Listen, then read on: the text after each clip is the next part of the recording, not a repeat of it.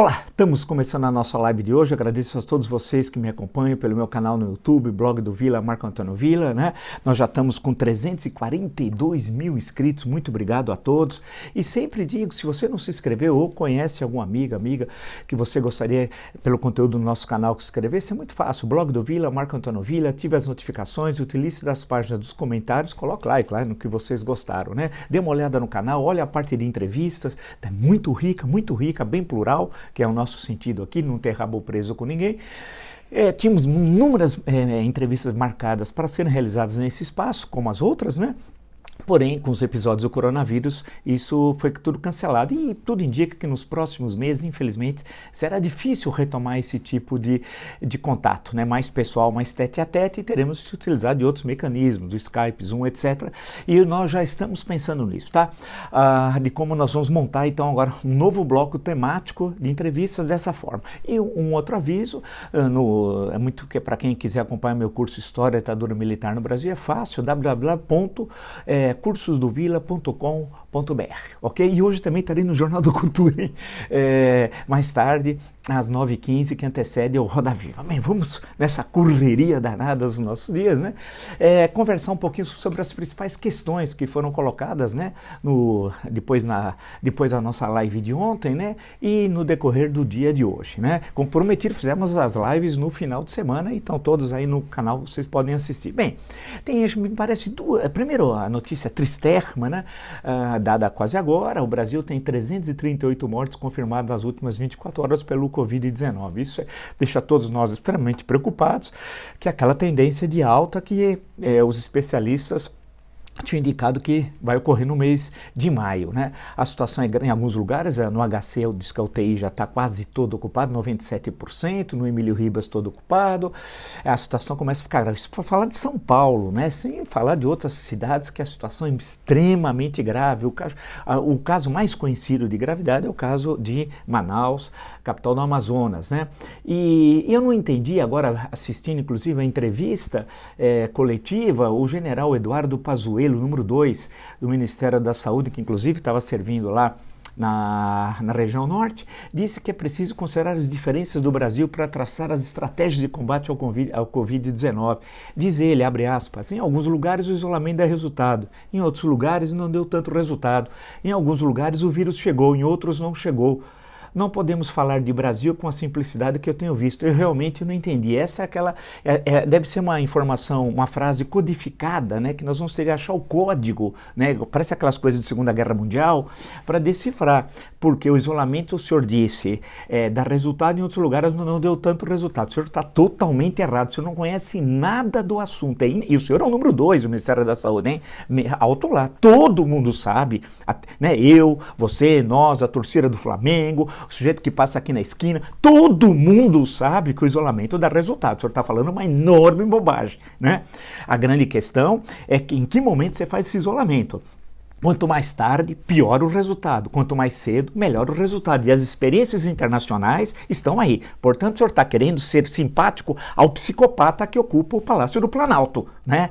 Ao criminoso Jair Bolsonaro. O senhor está querendo ser simpático ao criminoso. Porque o que o senhor está dizendo é uma bobagem, né? É um absurdo e que estimula aqueles que estão violando o isolamento. E, portanto, ampliando o número de contaminados e de óbitos. O senhor está sendo irresponsável. Então, eu queria só deixar registrado esse recado ao senhor de enorme responsabilidade que o senhor disse, né? A farda, ela é de Caxias, né? Ela não é do Jair Bolsonaro, que inclusive desonrou a farda do Exército. Saiu com desonra do Exército. Portanto, o militar serve ao Estado, não ao governo. Muito menos ao governo de um psicopata, de um criminoso e de um marginal. Essa questão, eu vou pegar esse gancho, que eu acho fundamental, para nós discutirmos, que é a armadilha criada pelo capitão, que saiu com desonra do Exército, condenado por terrorismo, né, e preso durante vários dias por quebra da hierarquia, jogou o Exército, e eu estava conversando hoje com uma pessoa que ocupou altos postos na história da República, que muitos conhecem muito bem a questão do Exército, especialmente das Forças Armadas, em especial do Exército, que caiu na armadilha construída pelo marginal Bolsonaro, que trouxe, inclusive, oficiais da ativa, esse senhor que eu citei é da ativa, para o governo. E aí criou uma situação anômala. Qual? O Exército é uma instituição de Estado e virou agora de governo. E ao defender o governo, se contrapõe a outros brasileiros que estão na oposição. E hoje, pela pesquisa dada, inclusive, quase que 2/3 da população avalia negativamente o governo do marginal Bolsonaro. Ou seja, o Exército, portanto, se colocou de um lado, e que é minoritário, mas não importa, poderia se fosse majoritário, não é essa a questão, mas é minoritário, o governo do criminoso Bolsonaro, e se coloca contra a população brasileira. Numa instituição que é de Estado e não de governo, caindo na armadilha do marginal. E olha, um levantamento rápido, nós temos hoje nos cargos do governo federal, em termos de oficiais das Forças Armadas, cerca de 300 a 400 oficiais. E a pergunta que nós fazemos qual é? Bem, na hora que cair esse governo, quanto mais rápido ele cair, é melhor para o Brasil, em termos da crise sanitária, da economia, do nosso futuro, da nossa segurança nacional, que nós somos na mão de traidores. O presidente da República é traidor da pátria, né? Porque se ele trai a Constituição, como bem disse o doutor Ulisses, é traidor da pátria. Bem, o que vai acontecer se mudar o governo? Com esses 300, 400 oficiais? Eles têm de voltar para suas funções constitucionais. E os da reserva pôr o pijama outra vez, né? Como se diz popularmente, para quem conhece um pouco o mundo militar. E eu conheço, inclusive porque já falei longamente no clube militar, no Rio de Janeiro, no clube naval, etc, etc. Né? Então, usando essa expressão, que é uma expressão comezinha lá, né? A questão é que caiu na armadilha. E é uma armadilha perigosíssima para o Exército, especialmente para as Forças Armadas, mas para o Exército especialmente, e para o Brasil, porque durante 30 anos, os últimos 30 anos, nós tínhamos conseguido separar isso. Isso fez muito bem às Forças Armadas e fez muito bem ao Brasil. Porém, o marginal Bolsonaro trouxe, porque ele sabia da sua incompetência, né, que ele não consegue liderar, né? Basta ver o Cadete e o Capitão, o livro, o que o Coronel Pellegrino falou dele em 1983, quando ele era tenente, hein? Ele não conseguia comandar um pelotão, que ele não tem capacidade de liderança, que ele é irresponsável, né? Que ele é despreparado, que ele é preguiçoso, que ele é mandrião. Ele sabia tudo disso. E que ele quer pegar os oficiais que têm boa formação e trazer para o governo dele e jogar nas costas das Forças Armadas o fracasso dele. É como se fosse uma vingança por ele ter saído do Exército lá embaixo, porque ele sabe que com a sua incapacidade ele nunca chegaria a general de 4 estrelas e general do Exército, né? Portanto, infelizmente as Forças Armadas, e mais em especial o Exército, caiu na armadilha do criminoso. E agora vai ter de resolver esse problema, a instituição, né? Porque caiu. E dá a impressão que o governo Bolsonaro é uma espécie de artigo 142 light. É, um artigo 142 light. Dá a impressão que é uma espécie disso que está ocorrendo lá, né? E o Bolsonaro vai sair, e tem de sair esse ano, para a sobrevivência do Brasil, para a economia voltar, nós voltarmos a ter um caminho econômico, salvar milhares de empresas, milhões de empregos, né? As nossas exportações, a nossa inserção no mundo internacional. Hoje nós somos um país pária. Inclusive um rapaz falou ontem ou hoje nos jornais, eu já tinha dito aqui que nós somos isolados internacionalmente. O jornalista fez a referência à África do Sul na época do Apartheid. Perfeito! Nós estamos virando uma espécie de África do Sul na época do Apartheid, internacionalmente, né? A situação é grave. E o Exército acabou caindo na armadilha criada, né, construída de forma ardilosa pelo criminoso Jair Bolsonaro. E vai ter de resolver essa questão, né, sob risco de a instituição sair maculada, e deverá sair, infelizmente, maculada, desse governo, que é um governo de traição nacional, né? Tem de registrar, é um governo de traição nacional, um governo que odeia os mais pobres, que quer matar os brasileiros com a política irresponsável no campo sanitário, que se alia de joelhos a interesses internacionais, violando a lei de segurança nacional, por exemplo, e a nossa Constituição é um governo de traição nacional. Isso é inegável. E há uma segunda questão que me parece extremamente importante. E temos essa segunda questão, né, que acho que é super importante, que foi destacada hoje aqui no noticiário, dando como fonte a Mônica Bergo, no jornal Folha de São Paulo. Eu estou lendo agora a manchete: Celso de Mello deve autorizar a investigação contra Bolsonaro nas próximas horas. Na linha fina, diz ela, magistrado tem que analisar em primeiro lugar se o presidente pode ser processado no exercício do cargo. E aí ela apresenta a matéria, né, e coloca os crimes que são atribuídos, a eventual ocorrência dos crimes de falsidade ideológica, coação no curso do processo, advocacia administrativa, prevaricação, obstrução de justiça, corrupção passiva.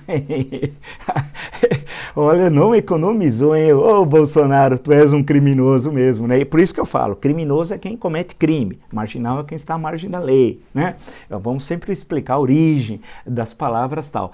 A questão que se coloca, portanto, aqui é um pouco diferente. Eu tive consultando hoje um grande constitucionalista, por via das dúvidas, para saber se eu estava errado ou não, né? Porque a questão precisa só fazer uma pequena modificação, né? Investigado, qualquer presidente da República, estou falando em tese, pode ser. Investigação. Enquanto a investigação, não há nenhum problema, né? Você pode ser investigado.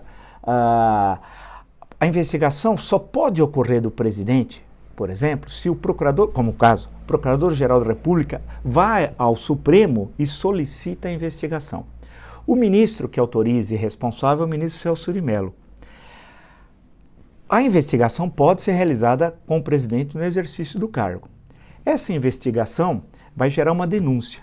A denúncia vai ser encaminhada ao Supremo Tribunal Federal. Se ela for recebida pelo Pleno, pelo conjunto dos 11, né, são os 11 ministros que formam o Supremo Tribunal Federal, ao ser recebido, o presidente vira réu. Ao ser réu, ele não pode continuar como presidente da República. Aí que é a questão. Portanto, o processo de julgamento em infração penal comum, o processo de julgamento é feito no Supremo. Em crime de responsabilidade, o processo de julgamento é no Senado. E no momento do julgamento, quem preside a sessão é o presidente do Supremo Tribunal Federal, de acordo com a Constituição.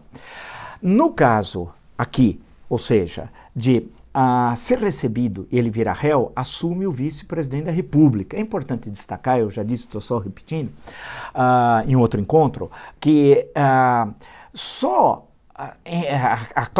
o item da passagem da Constituição que faz referência a uma nova eleição no primeiro biênio e no segundo uma eleição indireta, segundo biênio do quadriênio presidencial, é quando há vacância na presidência e na vice.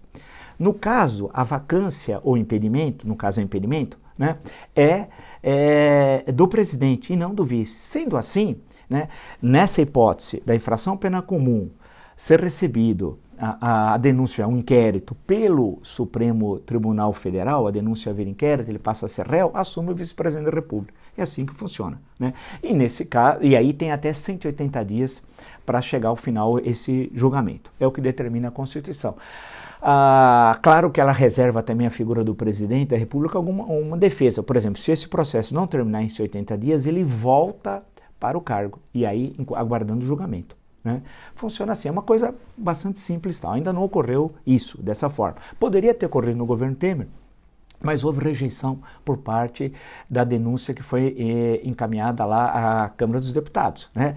E isso acabou, pelo Rodrigo Janot, e isso acabou não seguindo esse caminho. Bem, vamos aguardar para ver o que vai acontecer. Mas são as duas questões mais importantes. Uma, a armadilha da questão do Exército, construída pelo Bolsonaro. Acabou sendo uma armadilha e o Exército acabou caindo nisso. E agora é uma situação bastante complicada, porque nós temos aí quase 400 oficiais, não há um número exato, né?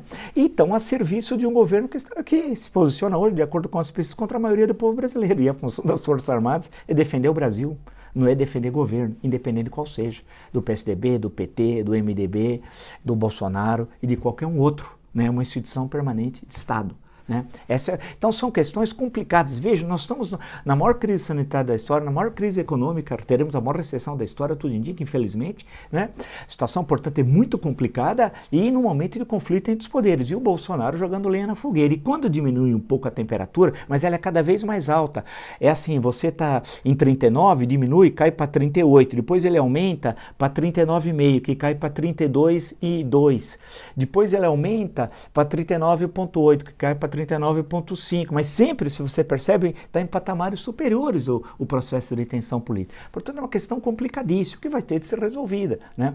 Nós tivemos processos de solução de graves problemas constitucionais ao longo da história do Brasil republicano. Em 1891, Deodoro da Fonseca, em novembro, deu um golpe de Estado, durante cerca de 2 semanas fechou o Congresso, depois é derrubado por um golpe de Estado, né? Só que antes ele faz uma espécie de renuncia, tal, mas na verdade ele tinha sido derrubado. e assume o Floriano Peixoto tal.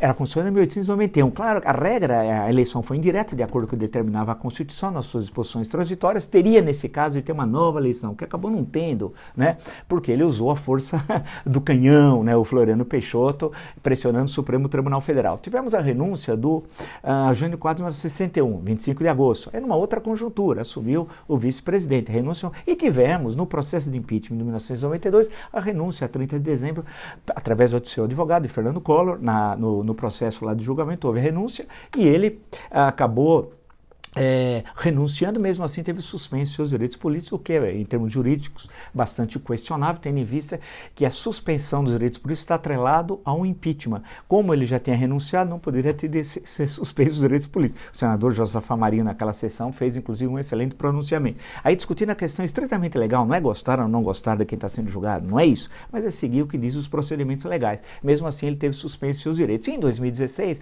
num crime de responsabilidade, não numa infração penal comum, registre-se, né? A Dilma Rousseff, aí foi um processo sui generis, houve um impedimento, mas manteve os seus direitos políticos, houve rachar ao meio algo que era impossível de ser dividido. Bem, mas são aquelas coisas que ocorrem na política brasileira. A situação que se coloca agora, concreta, é que esse seria um caminho mais rápido, uma espécie de atalho legal, constitucional, não é golpe, mas que possibilitaria enfrentar mais rapidamente a situação que nós vivemos, porque a tendência é aumentar o número de mortes do Covid-19. Veja, acompanha que ocorreu em outros países. Quase todos os países vão, no mínimo, ficar até 10 de maio. Tem alguns que já estão pensando em estender ainda mais. Portanto, é uma situação muito grave. A economia internacional em recessão, como eu falei ontem, é diferente de outras crises que o Brasil acabou saindo, mas com uma economia internacional bombando. Ao contrário, agora nós estamos numa economia internacional em recessão. Portanto, é uma situação muito difícil e teremos de nos recolocar internacionalmente. Esse é um outro ponto importante. No campo econômico, não teremos, como tínhamos até recentemente, uma relação com a China no campo econômico bastante harmônica. Certamente isso não ocorrerá. Ela buscará outros parceiros, não que vai abandonar o Brasil, mas vai olhar para a Argentina, a Índia e, no caso, os seus interesses estratégicos que ela tem com os Estados Unidos, que são bastante conhecidos essa questão. E nós perderemos parte do mercado chinês, isso vai ser inevitável, é uma espécie de retaliação né, pelo que o governo Bolsonaro tem feito sistematicamente contra a China, os ataques, as acusações, as coisas do Eduardo Bananinha, do Beato Salu, tudo isso que nós temos, do Weintraub, do maluco que não sabe escrever impressionante, etc, etc, etc. Bem, esse é mais ou menos o quadro. Veja que nós temos, com tudo isso, nós acabamos deslocando da questão central hoje, que é a questão da epidemia, da pandemia mundial, da epidemia aqui do coronavírus, e seus efeitos na economia brasileira. E o governo não conseguiu construir, falou em plano Marshall, é piada, chama aquilo. Sentaram algum grupo de militares, rascunharam o negócio, chama de plano Marshall, é uma palhaçada, né? O governo não tem proposta, não sabe o que fazer, nem para o agora, nem para o depois. Por isso que só há um caminho: retirar Jair Bolsonaro legalmente e constitucionalmente da presidência da República, né? Não podemos ter alguém que, com esses crimes vinculados a marginais do Rio de Janeiro, né, está exercendo a presidência da República Brasileira. Alguém que está colocando na Polícia Federal o amiguinho do seu filho criminoso, do Carlos Bolsonaro, para proteger, usar a Polícia Federal para impedir que chegue ao Carlos, né? E agora quer colocar um ministro da Justiça para utilizar da estrutura de Estado para segurar as investigações contra ele. Porque ele sabe, no fundo, a questão que se coloca para o Bolsonaro, e é um ponto central que nós vamos explorar nos próximos dias, é a questão da cadeia. Vamos deixar isso por um próximo encontro. Se você gostou dessa live, de tantas outras lives do meu canal, é fácil. Se inscreva no meu canal, Blog do Vila, Marco Antônio Vila, ative as notificações, utilize as páginas dos comentários. Sempre lembro também que tem o curso www.cursodovila.com.br. Entre lá, sobre História e Ditadura Militar, tem todas as informações. E hoje, daqui a pouquinho, eu estou no Jornal do Cultura, da TV Cultura, às 9h30 da noite. Até nos encontramos amanhã. Eu vou discutir essa questão da cadeia, não vou esquecer. Até.